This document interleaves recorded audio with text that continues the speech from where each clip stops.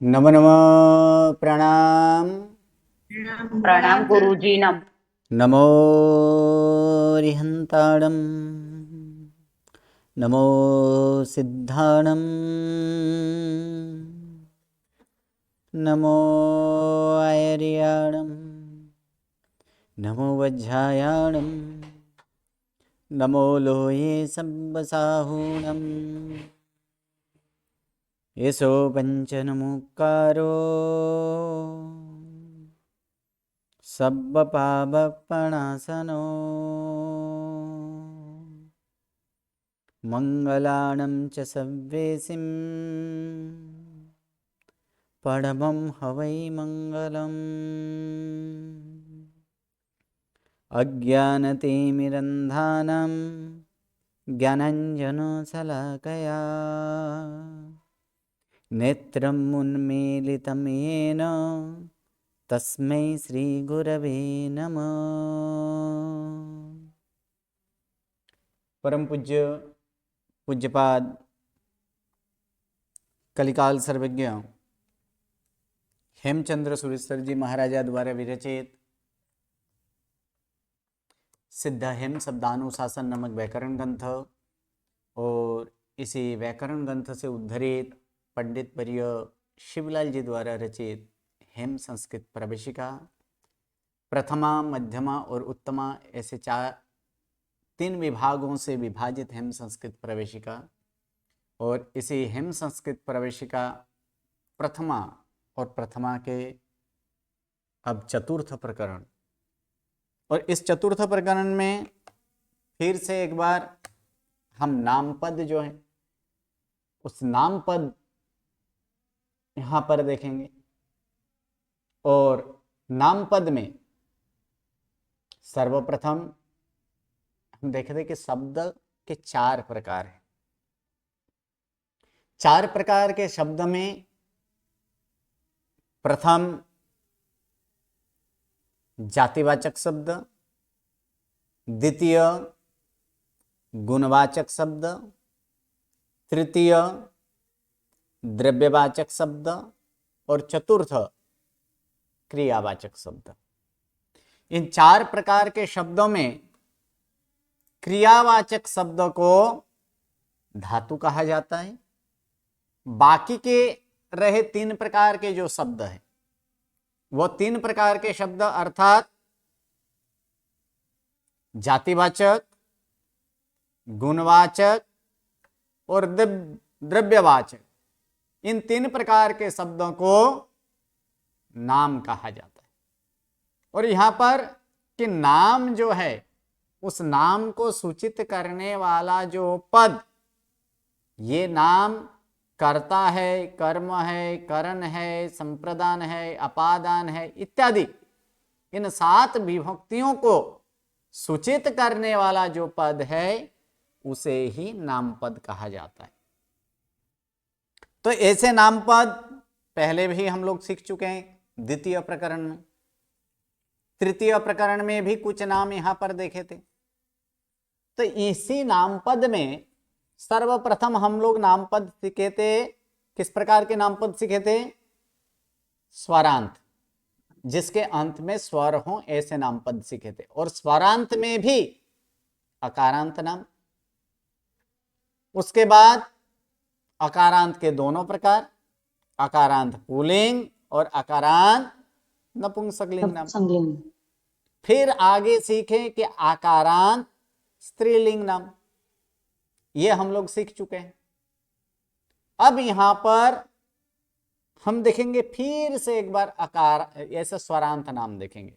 अकारांत, आकारांत यानी अ आ, उसके बाद क्या आता है स्वर में? उसके बाद तीसरा स्थान किसका है?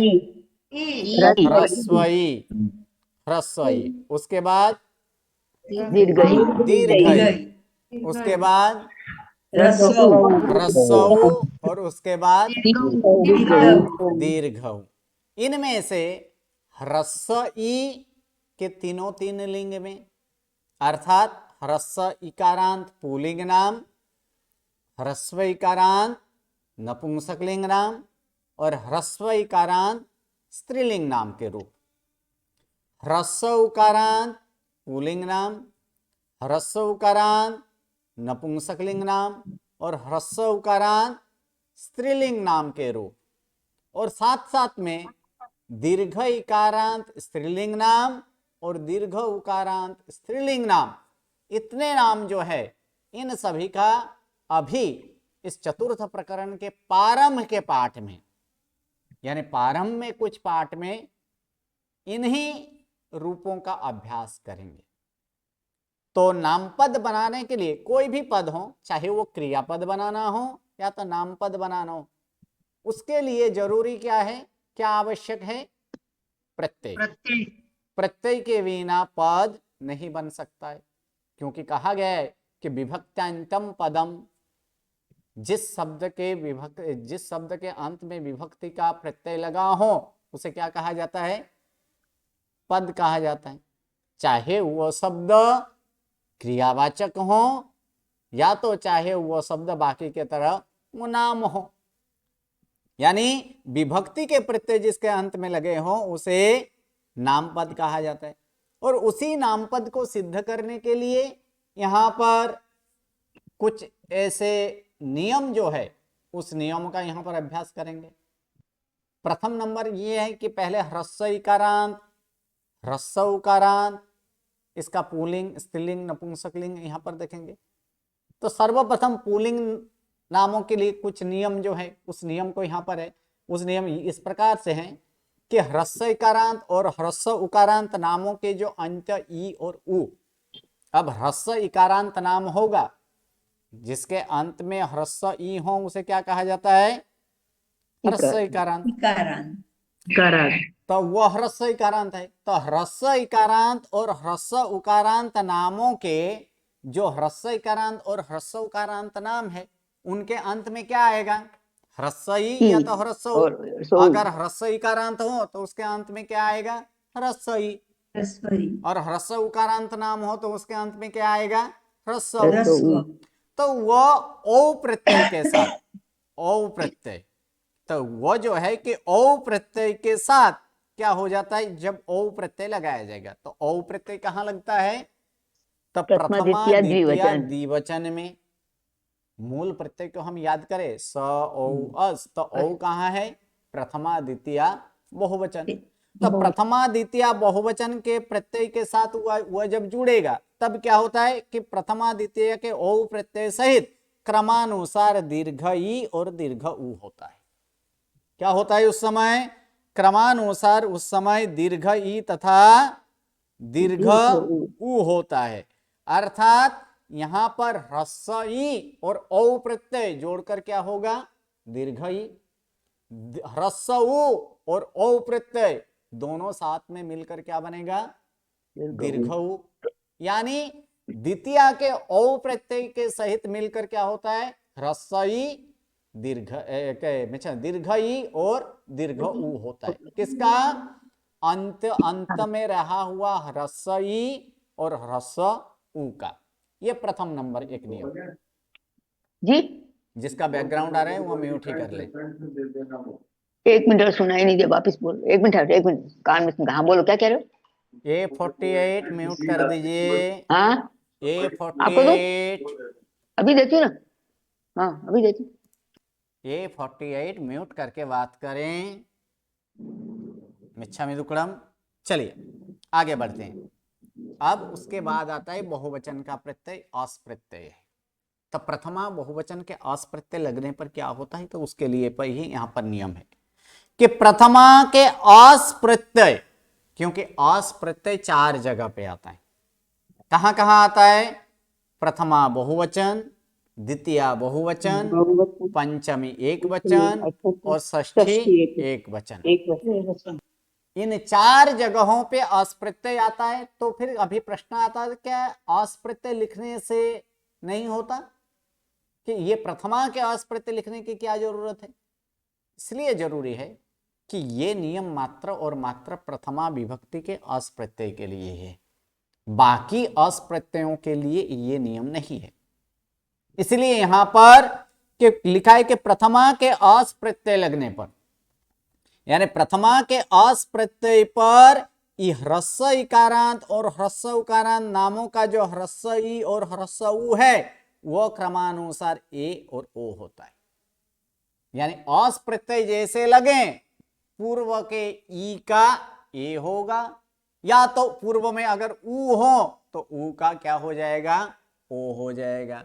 यानी प्रथमा विभक्ति के अस प्रत्यय लगने पर ह्रस्व इकारांत और ह्रस्व उकारांत नामों का जो ह्रस्व ई और ह्रस्व उ है उसका ए तथा ओ होता है। ये दूसरा नियम। तीसरा नंबर नियम यहां पर है कि चतुर्थी पंचमी का यानी चतुर्थी का ए प्रत्यय तथा पंचमी षष्ठी का अस प्रत्यय, पंचमी षष्ठी का अस प्रत्यय कहां पर आता है, एक वचन में। एक वचन में, एक वचन में वहां पर अस प्रत्यय आता है, द्विवचन में नहीं, एक वचन में आता है। पंचमी षष्ठी का एक वचन में अस प्रत्यय है। कहा तो चतुर्थी एक वचन का ए प्रत्यय और पंचमी षष्ठी का अस प्रत्यय पर ह्रस्व इकारांत और ह्रस्व उकारांत नामों का ई और उ का क्रमानुसार फिर से एक बार क्या होता है, ए तथा ओ होता है। उसके बाद पांचवा नंबर नियम यहां पर देखेंगे कि ए और ओ के बाद पंचमी षष्ठी विभक्ति के जो अस प्रत्यय है अब प्रत्यय चेंज हो जाता है। अस प्रत्यय का क्या आदेश हो जाता है, यहां पर र हो जाता है। अस प्रत्यय का यहां पर क्या हो जाएगा, तो अस प्रत्यय का र हो जाता है। कब, ए और ओ होने के बाद। यानी पहले चौथा नंबर नियम लगाएंगे। चौथा नंबर नियम लगाने से क्या होगा कि जैसे ही पंचमी विभक्ति या तो षष्ठी विभक्ति का जैसे अस प्रत्यय लगेगा, अस प्रत्यय लगने से पूर्व का ई का ए होगा, या तो पूर्व में अगर उ हो तो उ का ओ होगा। और उसके बाद ये पांचवा नंबर नियम लगाएंगे कि ए और हो होने के बाद, ए और ओ के बाद का मतलब ए और ओ होने के बाद जो अस प्रत्यय है उस अस प्रत्यय का र हो जाता है। अब अस नहीं, तब क्या हो जाएगा, र हो जाता है। ये एक नियम है। फिर आगे नियम है कि संबोधन एक वचन में ह्रस्व सरांत। कैसे, ह्रस्व सरांत जिसके अंत में ह्रस्व स्वर हो उसे क्या कहा जाता है, ह्रस्व स्वरांत। जिसके अंत में दीर्घ स्वर हो उसे क्या कहा जाएगा, दीर्घ स्वरांत। तो यहां पर बोला है संबोधन एक वचन में ह्रस्व स्वरांत नामों का अंत्य स्वर का स्व प्रत्यय सहित गुण होता है। यहां पर ह्रस्व स्वरांत तो अ भी था, लेकिन यहां पर अ नहीं लेना है। अ को छोड़कर ह्रस्व ई हो, ह्रस्व उ हो, ह्रस्व रु हो, ह्रस्व रू हो, तो इसमें ऐसे 5 ही ह्रस्व है, उनमें से अ को निकाल देना है। हाँ बोलिए A3 क्या प्रश्न है। सर पंचमी षष्ठी का अस का र होता है तो बाद में उसका विसर्ग भी हो जाएगा ना? जी नहीं, अब अस का अस प्रत्यय का ही र हो जाता है। अस प्रत्यय का ही चेंज होकर उसका र होता है। अच्छा, कैसे होता है वह अभी हम लोग सिद्ध करेंगे, जब नियम आएगा, जब इसका पूरा का पूरा रूप देखेंगे तब इसका सिद्ध करेंगे कैसे होता है। चलिए उसके बाद आगे बोला है कि नाम्यंत नपुंसक नाम। नाम्यंत नपुंसक नाम का अंत अर्थ यही है। नाम्यंत का अर्थ ये होता है जिसके अंत में नामी स्वर हो उसे क्या कहा जाता है, नाम्यंत। जिसके अंत में नामी स्वर हो उसे नाम्यंत है। और नाम्यंत के साथ साथ पुल्लिंग नहीं, स्त्रीलिंग नहीं, परंतु किस प्रकार का नाम होना चाहिए, नपुंसकलिंग नाम। यानी नपुंसकलिंग नाम हो और साथ साथ में नामी स्वर अंत में हो, तो ऐसे नामों के स्वरादि प्रत्यय, स्वरादि इसका अर्थ क्या होगा, जिसके प्रारंभ में स्वर हो। जिस प्रत्यय के प्रारंभ किससे होता है, हो स्वर से होता हो, उसे क्या कहा जाता है, स्वरादि। ऐसे स्वरादि प्रत्यय के पहले न जोड़ा जाता है। क्या होता है इसमें न जोड़ा जाता है। और आम तथा आम प्रत्यय का नाम आदेश होता है। और आम प्रत्यय का यहां पर नाम आदेश होता है। उसके बाद है कि संबोधन एक वचन में नाम्यंत नपुंसक नामों का अंत स्वर का विकल्प से गुण होता है। इसका मतलब पूर्व का जो था वह पुल्लिंग और स्त्रीलिंग में था, तो पुल्लिंग में और स्त्रीलिंग में गुण होता है, लेकिन नाम्यंत नपुंसक लिंग नाम हो तब उसमें क्या होगा, उसमें विकल्प से गुण होता है। एक बार गुण होता है और एक बार गुण नहीं होता है। अब यहां तक जो था कि ये यहां तक पुल्लिंग के लिए था, ये दो नियम नपुंसक के लिए था। अब यहां पर ये स्त्रीलिंग के लिए एक नियम है, ये ह्रस्व इकारांत स्त्रीलिंग और ह्रस्व उकारांत स्त्रीलिंग के लिए एक नियम यहां पर बताया गया है कि ह्रस्व इकारांत ह्रस्व उकारांत स्त्रीलिंग नामों के चतुर्थी पंचमी षष्ठी और सप्तमी एक वचन, कहा चतुर्थी पंचमी षष्ठी सप्तमी एक वचन के प्रत्यय विकल्प से ह्रस्व इकारांत और ह्रस्व उकारांत पुल्लिंग की तरह भी होता है। इसका मतलब यह है कि ह्रस्व इकारांत स्त्रीलिंग नाम और ह्रस्व उकारांत स्त्रीलिंग नाम में चतुर्थी एक वचन, पंचमी एक वचन, षष्ठी एक वचन और सप्तमी एक वचन, वहां पर दो दो रूप होगा, एक स्त्रीलिंग की तरह और दूसरा पुल्लिंग की तरह, क्योंकि दोनों के प्रत्यय अलग अलग है और अलग अलग होने के कारण चतुर्थी पंचमी षष्ठी सप्तमी एक वचन ह्रस्व इकारांत ह्रस्व उकारांत स्त्रीलिंग नाम में दो दो रूप होगा, एक पुल्लिंग की तरह होगा और एक स्त्रीलिंग की तरह होगा। उसके बाद दीर्घ इकारांत स्त्रीलिंग नामों में प्रथमा एक वचन का प्रत्यय जीरो है, उसका जीरो आदेश हो जाता है। कहा ये प्रथमा एक वचन का प्रत्यय जो है वो प्रथमा एक वचन का प्रत्यय जीरो हो जाएगा, सिर्फ दीर्घ इकारांत स्त्रीलिंग नाम में ही, दीर्घ उकारांत में नहीं, सिर्फ दीर्घ इकारांत स्त्रीलिंग नाम में प्रथमा एक वचन का प्रत्यय शून्य हो जाता है। और अंतिम नियम के संबोधन में दीर्घ इकारांत और दीर्घ उकारांत स्त्रीलिंग नामों का अंत्य स्वर स सहित ह्रस्व होता है। कहा, संबोधन में, और कुछ नियम नहीं है यहां पर देखिए इस इतने नियमों में क्या देखें, ज्यादातर किसी में ए होता है तो किसी में ओ होता है, ये एक नियम देखें। फिर आगे ये नियम देखें कि अस प्रत्यय का र हो जाता है, और एक नियम देखें कि न जोड़ा जाता है, बाकी इसमें कुछ और नियम नहीं है। देखिए अब ए कहां होता है और ओ कहां होता है, तब प्रथम हम लोग क्या देखे थे कि प्रथमा द्वितीय द्विवचन के प्रत्यय जब लगेगा तब पूर्व में अगर ई हो तो ई का क्या होगा, ए होगा, एक दीर्घ ई और दीर्घ ऊ होता है, तब क्या होगा, दीर्घ ई होगा।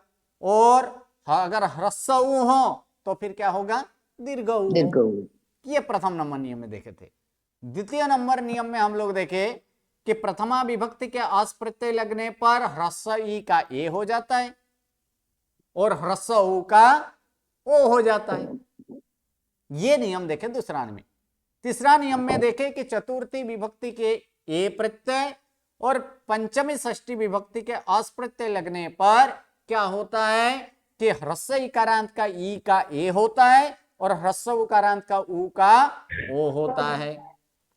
और उसके बाद पांचवा नंबर नियम में देखे कि ए और ओ हो जाने के बाद जो आस प्रत्यय है उस आस प्रत्यय का र हो जाता है, ये नियम देखे। उसके बाद नियम देखे कि नाम के संबोधन एक वचन में जो ह्रस्व नाम्यंत स्वर वाला हो उस स्व प्रत्यय के साथ उसका गुण हो जाता है। ये यहां तक पुल्लिंग में यहां पर देखे थे। अब नपुंसक लिंग में, तो नपुंसक लिंग में स्वरादि प्रत्यय होगा, तो स्वरादि प्रत्यय होने पर यानी स्वरादि प्रत्यय के पहले न जोड़ा जाता है। किसका बैकग्राउंड आ रहा है वो म्यूट कर लें।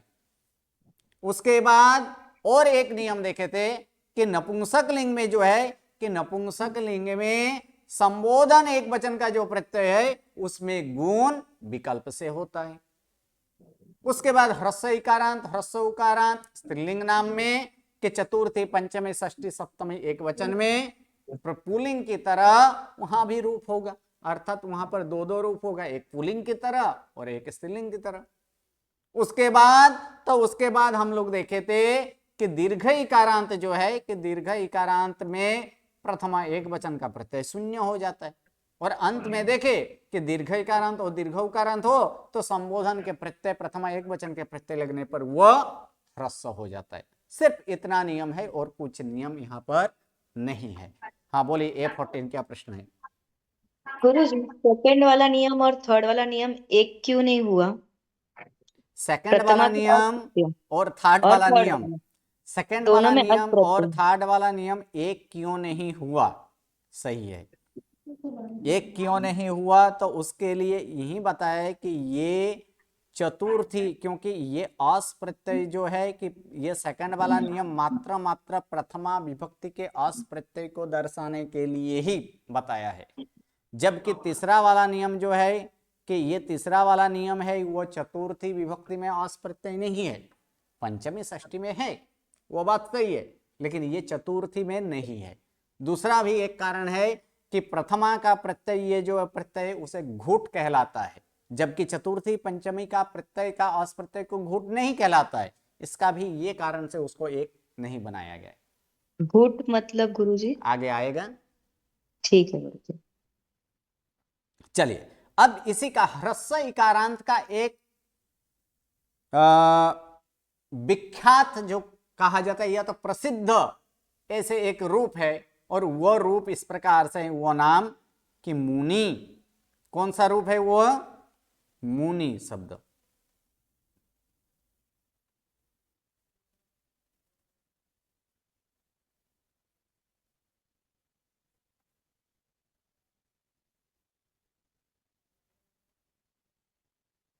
एक मिनट, हाँ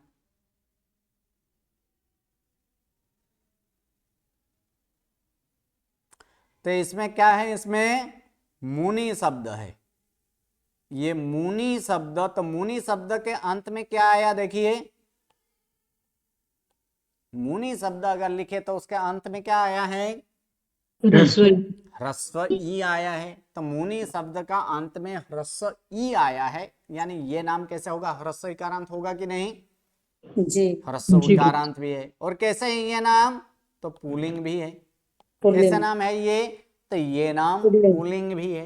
तो ह्रस्व इकारांत पुल्लिंग नामों के लिए सबसे पहले ह्रस्व इकारांत और ह्रस्व उकारांत पुल्लिंग नामों के जो प्रत्यय है ना, उस प्रत्यय को पहले यहाँ पर देख लेते हैं। तो प्रत्यय कुछ नहीं है कि प्रथमा अर्थात कर्ता एक वचने स्व, द्विवचने औ, बहुवचने अस। द्वितीया अर्थात कर्म एक वचने म, द्विवचने औ, बहुवचने अस। फिर आगे का वही है कि तृतीया अर्थात कारण एक वचने ना, द्विवचने भ्याम, बहुवचने भीस। संप्रदान एक वचने ए, द्विवचने भ्याम, बहुवचने भ्यस। अपादान एक वचने अस, द्विवचने भ्याम, बहुवचने भ्यस। संबंधक एक वचने अस, द्विवचने ओस और बहुवचने नाम। सप्तमी एक वचने औडौ, द्विवचने ओस और बहुवचने सु। और संबोधन एक वचने यहाँ पर देखा जाए स, द्विवचने औ, बहुवचने अस। ये प्रत्यय है, इस प्रत्यय को याद रख लेना है। अगर प्रत्यय याद हैं तो हम आराम से रूप बना सकेंगे। सिर्फ कुछ जो चेंज है वो चेंज यहां पर हम लोग देखें, बाकी कोई चेंज यहां पर नहीं करना है। तो चलिए इसका हम रूप बनाएंगे। तो रूप जब बनाएंगे तब यहां पर जैसे मान लीजिए यहां पर मुनि शब्द है, ठीक है? तो मुनि शब्द है, तो मुनि शब्द कैसे है? ह्रस्व इकारांत नाम है कि नहीं? पुल्लिंग नाम है, तो पुल्लिंग नाम है। तो सबसे पहले मुनि शब्द का रूप तो देख लेते हैं क्या क्या होता है। तो देखिए, कर्ता एक वचने मुनि ही, द्विवचने मुनि, बहुवचने मुनयः। कर्म एक वचने मुनिम, द्विवचने मुनि, बहुवचने मुनीन। करण एक वचने मुनिना, द्विवचने मुनिभ्याम, बहुवचने मुनिभिः। संप्रदान एक वचने मुनये, द्विवचने मुनिभ्याम और बहुवचने मुनिभ्यः। अपादान एक वचने मुनेः, द्विवचने मुनिभ्याम, बहुवचने मुनिभ्यः। संप्रदान संबंधक एक वचने मुनेः, द्विवचने मुन्योः और बहुवचने मुनीनाम्। अधिकरण एक वचने मुनौ, द्विवचने मुन्योः और बहुवचने मुनीषु। संबोधन एक वचने हे मुने, द्विवचने हे मुनि और बहुवचने हे मुनयः। अब प्रत्यय तो याद रहेगा ना, कम से कम प्रथमा के तो प्रत्यय याद है ना। अर्थात कर्ता एक वचन का प्रत्यय क्या है? स सही है। द्विवचन का ओ और बहुवचन का अस। चलिए इतना याद रख लीजिए। तो इतना यहां पर हम लोग करते हैं कि मुनि शब्द है। कौन सा शब्द है? मुनि। मुनि। तो मुनि प्लस स यानी क्या बनेगा? मुनिस। स नहीं, स आधा है, मुनिस। और पद के अंत में स हो तो स का र, और पदांत र के बाद विराम अथवा अघोष व्यंजन है तो र का विसर्ग हो जाएगा। मुनि। विसर्ग। यानी प्रथमा एक वचन में क्या आया? मुनि ही आया कि नहीं? हाँ देख लीजिए यहाँ पर प्रथमा एक वचन अर्थात कर्ता एक वचन में क्या है? मुनि ही है। चलिए अब द्विवचन।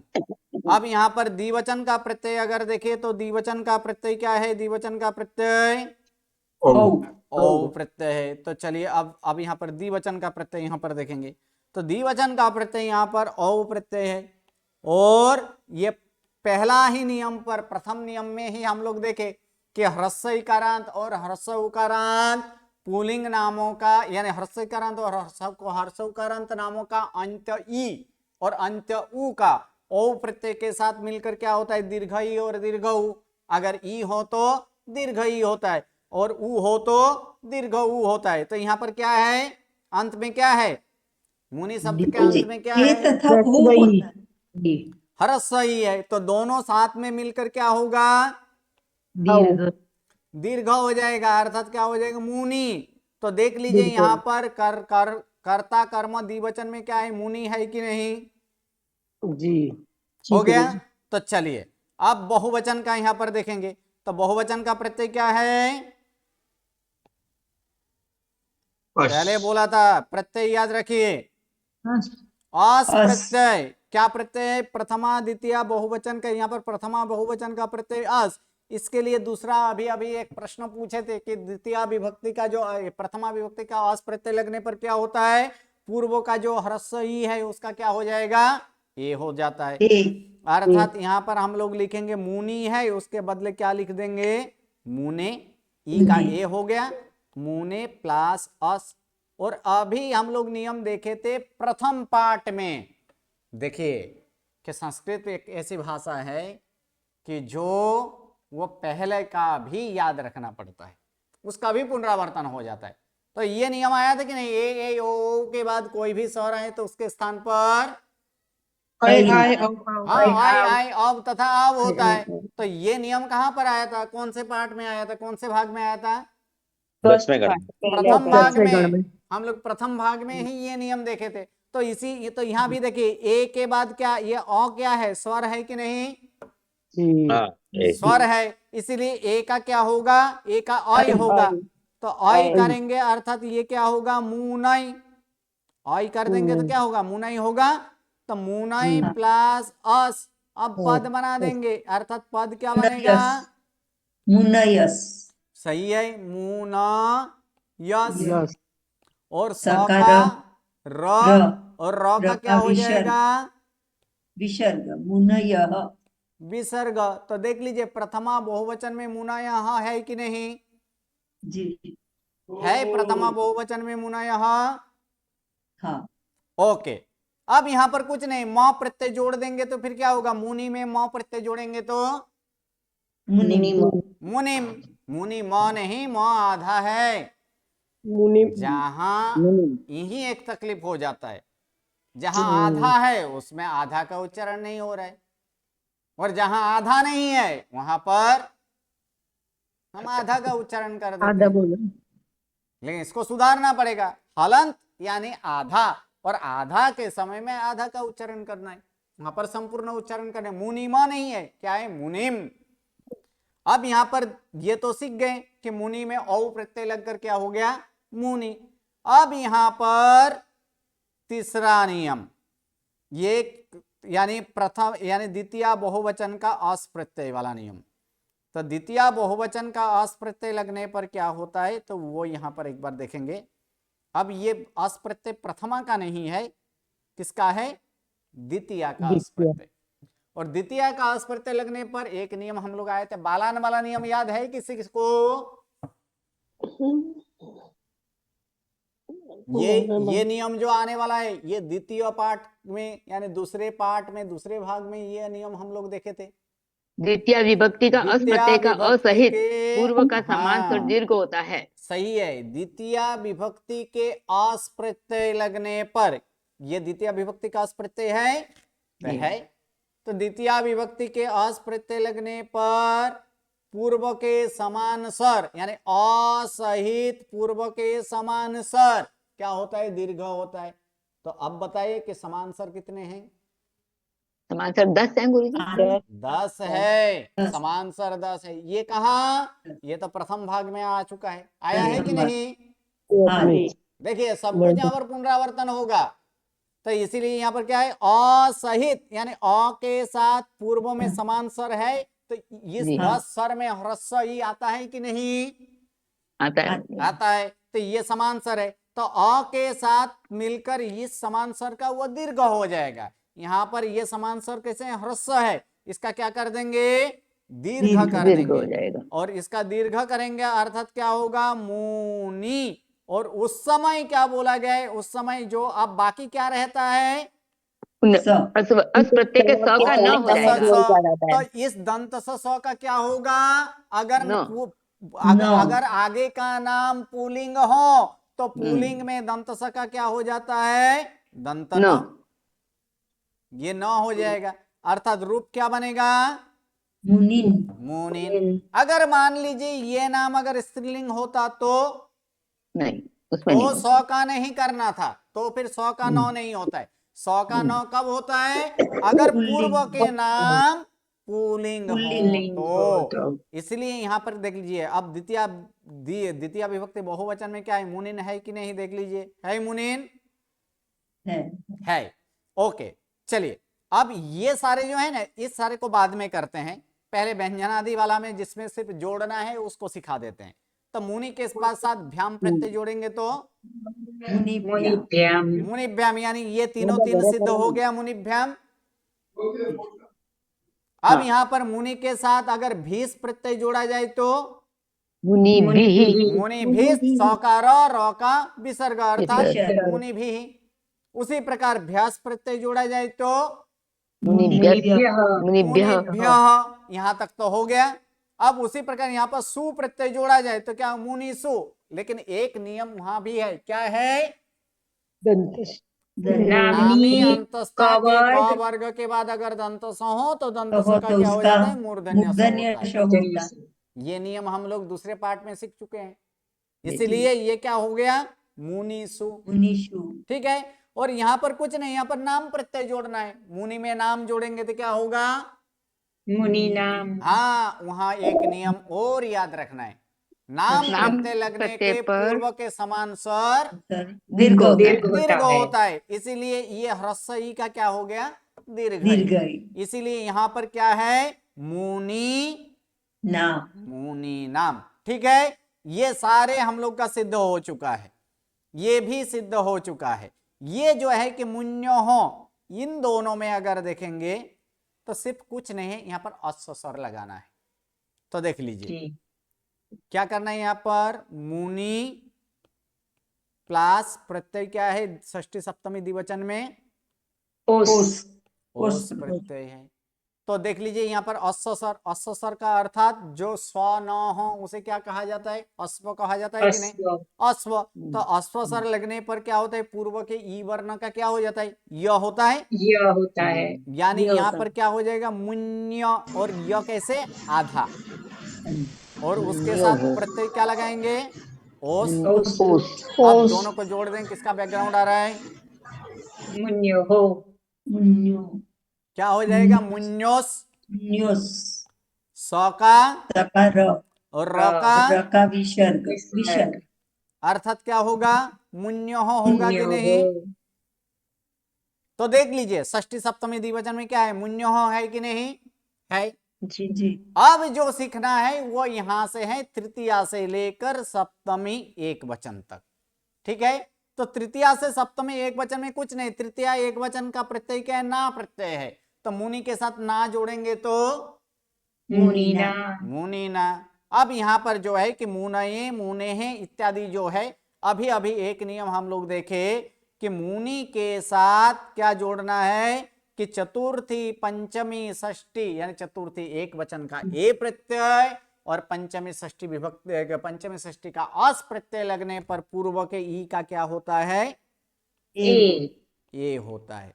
यानी मुनि प्लस ए, तो पूर्व में जो ई है उसका क्या हो जाएगा? ए होगा। तो क्या होगा? मुने प्लस ए, और ए ओ ओ के बाद कोई भी स्वर आए तो उसके स्थान पर आई आई औ आव होता है, तो मुनय प्लस ए, तो रूप क्या बनेगा? मुन्ये मुन्य नहीं, मुनये। नौ संपूर्ण है, क्या जी है? गुरुजी मुनये। तो देख लीजिए यहां पर मुनये है कि नहीं? चतुर्थी एक वचन में मुनये है ना? हाँ ये मुनये हो गया। अब पंचमी षष्ठी का अस प्रत्यय लगने पर क्या होता है उसको भी देख लेते हैं यहां पर। तो पंचमी षष्ठी का अस प्रत्यय लगने पर क्या होता है तो उसको यहां पर देख लेते हैं। तो पंचमी षष्ठी का यहां पर अस प्रत्यय लगाएंगे, और अस प्रत्यय लगने पर फिर से एक बार वही बोला कि क्या अस प्रत्यय लगने पर भी क्या होता है? ए ही होता है। और जब ए हो तो यहां पर ए हो जाने के बाद क्या बोला कि ए और ओ के बाद ये अस जो है, अस का क्या हो जाता है? र हो जाता है। क्या हो जाएगा? मुने प्लस र। और अब इसको पद बना देंगे तो पद क्या बनेगा? मुने मुनेर, और र का क्या हो जाएगा? विसर्ग, अर्थात मुने है। तो देख लीजिए पंचमी षष्ठी एक वचन में क्या है? मुने है कि नहीं? जी है। अब सप्तमी एक वचन का प्रत्यय क्या है? औडौ। ये तो बहुत प्रख्यात नियम है औडौ वाला। अभी हमने सीखा औडौ वाला प्रत्यय कैसे है? तो औडौ वाला प्रत्यय यानी डित प्रत्यय है, और डित प्रत्यय का फल क्या होता है? लास्ट स्वर और उसके बाद के अंत्यस्वर और व्यंजन उसके का बाद में रहे लोप। हुए व्यंजन। तो इसके बाद में कोई व्यंजन नहीं है, इसलिए व्यंजन का लोप नहीं करना है। तो इसलिए मुनि प्लस कैसे है प्रत्यय? ओ, और साथ में क्या है? डौ प्रत्यय है, अर्थात ये डीत प्रत्यय है।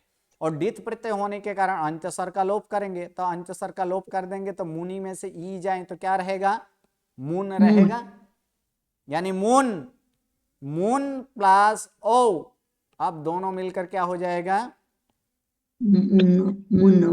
मुनौ। तो देख लीजिए सप्तमी एक वचन में मुनौ है कि नहीं? है मुनौ। यहां पर मुनौ हुआ। अब यहां पर देखेंगे अधिकरण एक वचन में क्या होता है। संबोधन एक वचन में, तो संबोधन एक वचन की बात किया जाए तो संबोधन एक वचन में अभी अभी हम लोग देखें कि ह्रस्व सरांत नामों का संबोधन एक वचन में स्वप्रत्यय सहित गुण होता है। अब प्रश्न आता है कि बाला में गुण क्यों नहीं किया गया था? वहां भी संबोधन का प्रत्यय एक वचन ही था, लेकिन गुण किसका होता है वो हम जानते हैं कि गुण किसका होता है? नामी स्वर का गुण का होता है। जबकि अ क्या है? अनवर्णा नामी, तो अनामी नहीं है, अनामी है। अनामी है, इसलिए उसका गुण संभव ही नहीं है। यानी कहां गुण होगा? जहां नामी स्वर होगा। तो इसमें अंत में नामी स्वर है कि नहीं? ह्रस्व ही है, तो है। तो स प्रत्यय सहित अंत्य ह्रस्व नामी स्वर का यहां पर गुण कर दें, ई का गुण क्या होगा? ए। इसीलिए संबोधन एक वचन में क्या है? हे मुने। बाकी तो हे मुनि और हे मुने है तो हम लोग सीख चुके हैं। अर्थात मुनि का यहां पर अगर रूप देखे तो मुनि का रूप इस प्रकार से है कि कर्ता एक वचने मुनि ही, द्विवचने मुनि, बहुवचने मुनयः। कर्म एक वचने मुनिम, द्विवचने मुनि, बहुवचने मुनिन। करण एक वचने मुनिना, द्विवचने मुनिभ्याम, बहुवचने मुनिभिः। संप्रदान एक वचने मुनये, संप्रदान द्विवचने मुनिभ्याम और संप्रदान बहुवचने मुनिभ्यः। अपादान एक वचने मुने है, द्विवचने मुनिभ्याम बहुवचने मुनिभ्यः। संबंधक एक वचने मुने है, द्विवचने मुन्योः और बहुवचने मुनीनाम। क्योंकि दीर्घ हुआ है कि नाम प्रत्यय लगने से क्या होता है, पूर्व के समान सर दीर्घ होता है, इसलिए वहां पर दीर्घ के मुनीनाम। फिर अधिकरण एक वचने मुनौ, द्विवचने मुन्योः और बहुवचने मुनीषु। संबोधन एक वचने हे मुने, द्विवचने हे मुनि और बहुवचने हे मुनयः।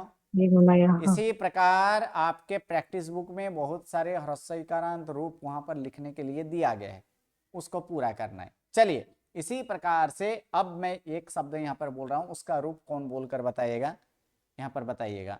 चलिए मैं यहाँ पर शब्द देता हूं नृपति। कौन बोलेंगे नृपति का रूप? नृपति। यहाँ पर अगर देखा जाए तो नृपति, यहाँ पर नृपति का रूप लिखना है। हाँ, नृपति का रूप बोलना है। ओके, बोलिए A4। प्रणाम गुरुजी। नृपति ही नृपति। बाकी सारे म्यूट कर दीजिए, A80 म्यूट कीजिए। करता एक वचन नृपति ही, करता द्विवचन नृपति, करता बहुवचन नृपतयः।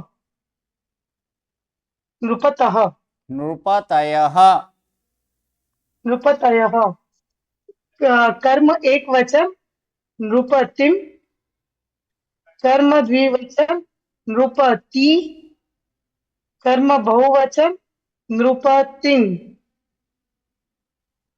करण एक वचन नृपतिना, करण द्विवचन नृपतिभ्याम, करण बहुवचन नृपतिभिः।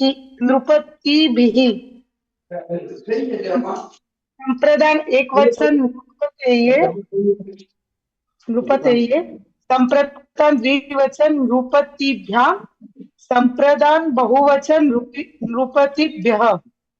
अपादान एक वचन नृपतेः, अपादान द्विवचन नृपतिभ्याम, अपादान बहुवचन नृपतिभ्यः। संबंधक एक वचन नृपतेः, संबंधक द्विवचन नृपत्योः, संबंधक बहुवचन नृपतीनाम्। अधिकरण एक वचन नृपतौ, अधिकरण द्विवचन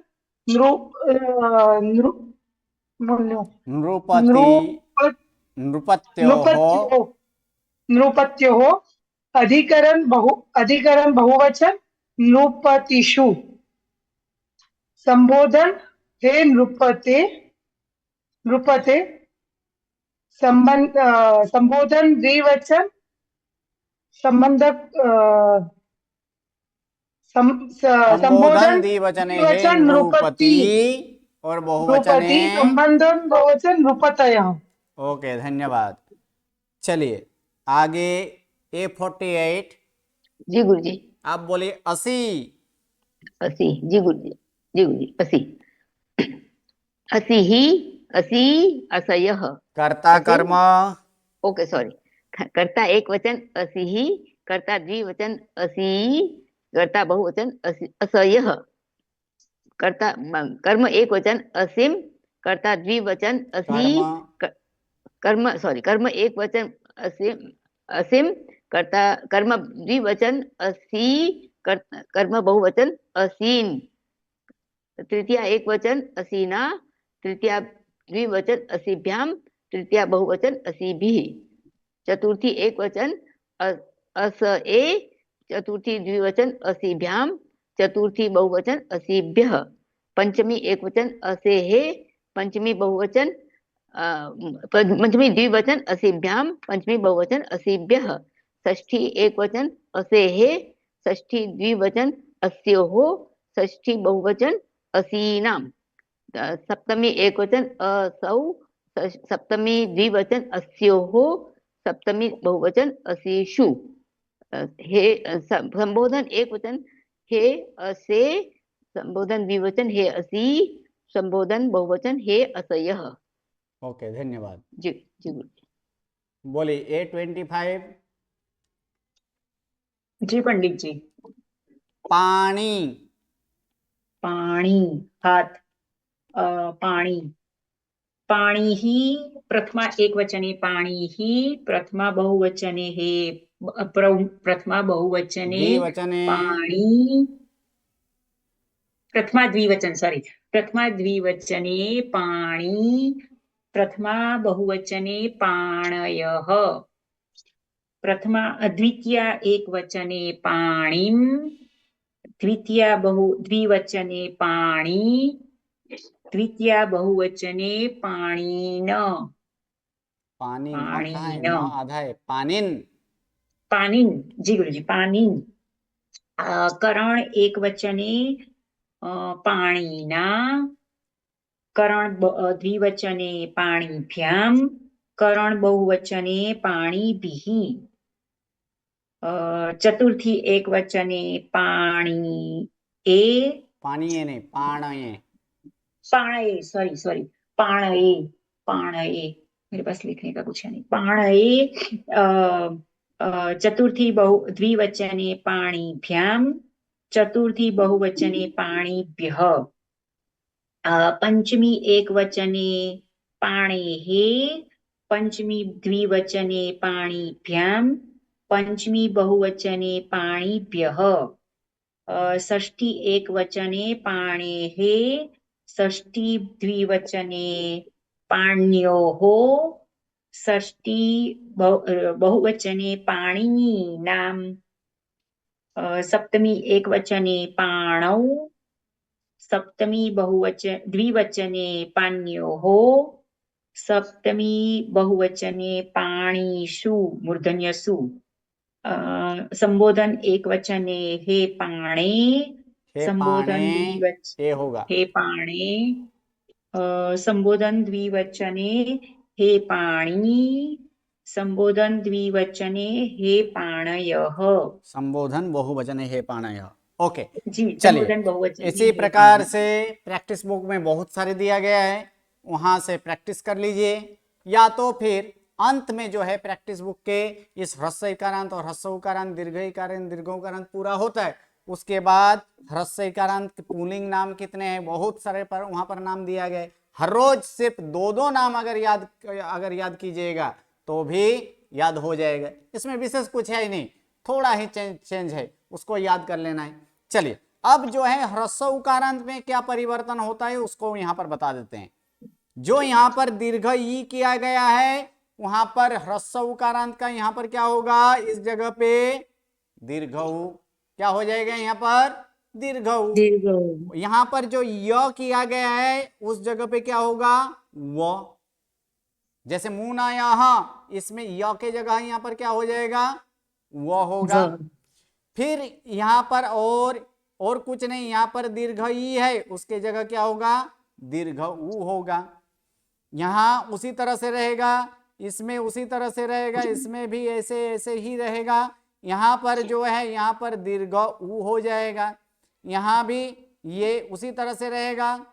फिर यहां अश्वसर के नियम में य के जगह क्या हो जाएगा यहाँ पर व होगा। फिर ए जो है ए की जगह यहाँ पर क्या होगा ओ होगा। फिर य की जगह यहाँ पर क्या हो जाएगा वो हो जाएगा। और कुछ ह्रस्व उकारांत में कुछ नहीं है। जैसे उदाहरण के स्वरूप में मैं यहाँ पर बता रहा हूं, भानु शब्द है, क्या शब्द है यहाँ पर भानु, भानु, तो अंत में क्या आया ह्रस्व हुआ आया कि नहीं जी, ह्रस्व हुआ है, तो यहाँ पर क्या होगा विसर्ग हो जाएगा, यानी भानु हूं। अब यहाँ पर क्या बोले ह्रस्व दीर्घ ई की जगह दीर्घ उ अर्थात भानु, और फिर य की जगह क्या बोले यहाँ पर वो, अर्थात क्या होगा भानवः। विसर्गा विसर्गा ही रखना है, सिर्फ य की जगह हम क्या कर देंगे वो कर देंगे, तो क्या होगा भानवः। फिर भानुम भानु, और यहाँ पर दीर्घ ऊ करने के लिए बोला गया था, यानी भानुन। फिर करण एक वचन है भानुना, फिर भानुभ्याम भानुभी, य के जगह वो होगा अर्थात भानवे भानुभ्याम भानुभ्य, फिर ए के जगह ओ होगा अर्थात भानो हो भानुभ्याम भानुभ्य भानो हो, यहाँ पर वो हो जाएगा अर्थात भान्वो हो भानु नाम, और भानौ ये क्या हो जाएगा यहाँ पर ओ ही होगा, यानी भानौ भान्वो हो भानुसु। हे भानो ये है, ये की जगह क्या होगा ओ होगा अर्थात हे भानो हे भानु हे भानव। कुछ नहीं करना है, जहां दीर्घ ई है वहां पर क्या होगा दीर्घ उ, दीर्घ ऊ, जहां य है वहां क्या होगा व, व, और जहां ए है वहां क्या होगा ओ। ओ, और कुछ नहीं है यहाँ पर, सिर्फ इतना इसमें चेंज करना है, तो वहां पर दीर्घ ह्रस्व उकारांत नाम भी हो जाएगा। फिर भी हम लोग ह्रस्व उकारांत नाम का रूप नेक्स्ट क्लास में देखेंगे।